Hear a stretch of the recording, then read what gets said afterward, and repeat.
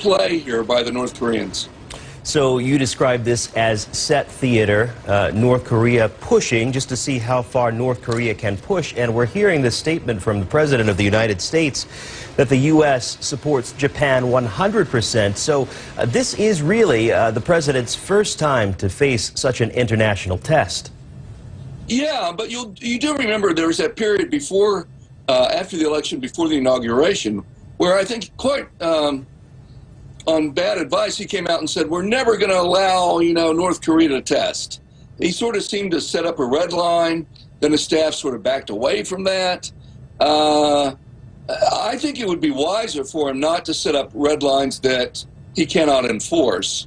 I think the North Koreans, frankly, are somewhat, like many countries in the world, they're not sure how to react here. So they're sort of pushing along a little bit. So they're being provocative, and this is classically North Korean. They're being provocative, but they're not being too provocative, such that it would set off a crisis. And so I think both sides are feeling each other out. Neither side wants to put itself in a position where this automatically leads to some sort of ugly escalation. Let's talk about South Korea. That nation obviously in a tricky spot as well. Its president has been impeached, waiting for the courts to make a final decision there. So all of this happening at a time where South Korea is in a very different position than it might have been in earlier years. Yes, I agree. And I'm glad you asked that question. You're absolutely right to put your finger on that. Some folks had speculated that North Korea would not carry out this test until South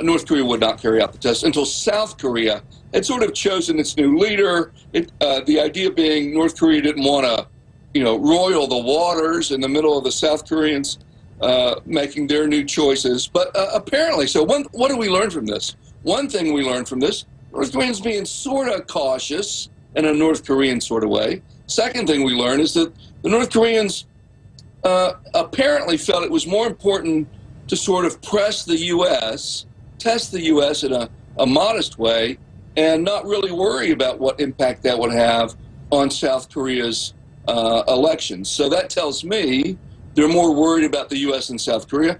And, I agree with you. Anytime you have, leadership that's up for grabs, that's sort of a dicey moment.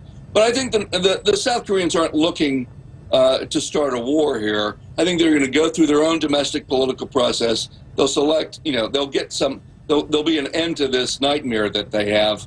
And then everyone's going to sit down and try to figure out, well, what happens now? Because we're in this brave new world, new leadership in the U.S., new leadership in South Korea, and relatively young leadership in a provocative North Korea. That's when the game will really begin.